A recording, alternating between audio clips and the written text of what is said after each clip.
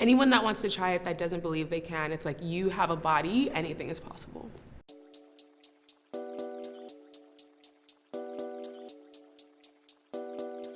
My name is Alexis and I perform on aerial silk and aerial hoop. When I first started, I didn't see a lot of aerialists that look like me. I think that it's amazing and I hope that I can inspire other women that look like me, women of color. It's like a way to show my personality and who I am in a different light.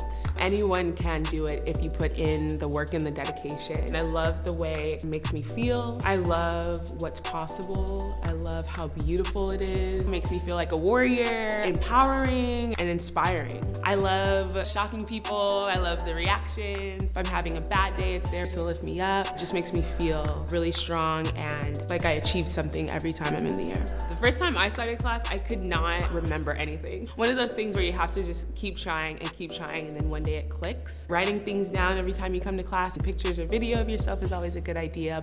It's the same motivation you have when you're running or when you're working out or when you're lifting more than you think you can. It's really an everyday type of thing. You try it one day, it might not work, and then you try it again and you get it, and then you try it again, and it just doesn't look the same.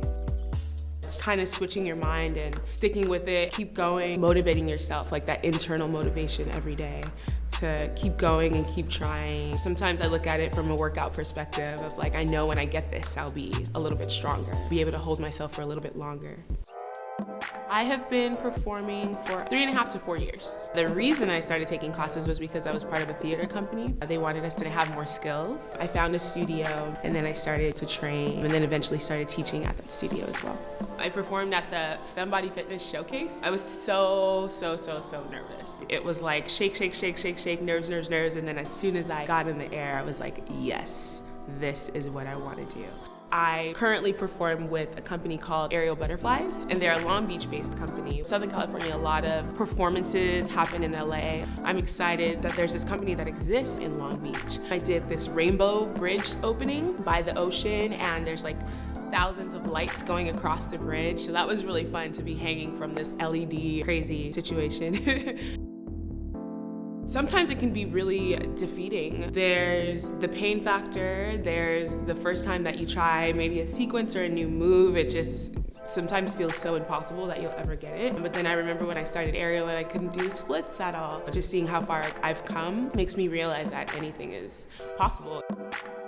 Aerial takes up so much training time. I just got married last year and it's hard when I'm like training and teaching and performing and not spending time as much with the hubby. Why am I spending like 5 hours at the studio and I should be home with my family and friends? People that I train with, we always kind of make the joke of like, oh yeah, we're training, we don't really have a social life. We're going out to the studio. I can find that balance. I can continue training and have a social life. I've also been injured. I tore my MCL on my left leg. There was a point where I couldn't walk. So that was a really hard time healing. And it was like, should I continue doing this? During physical therapy, it was really difficult, but then I just had to remember that you can get injured walking outside, get in a car accident, kind of have to push through it and remember why I was on this journey and remember that I can get back to it. Especially when you have a really bad training day and you're like, why am I doing this? And it's kind of like you have to just push through it. Then I remember how much I love it and how your journey makes you stronger. A lot of Americans know kind of Cirque du Soleil, and that's really the first thing that they think about.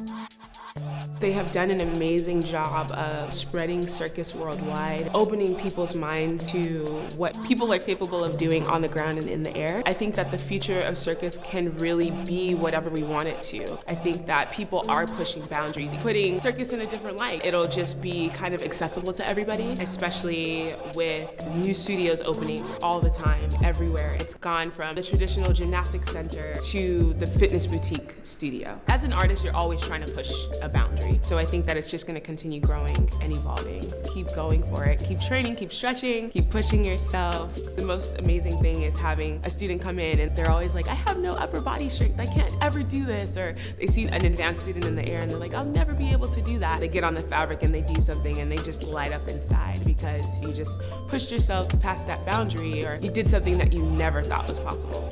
And it is. It's always possible.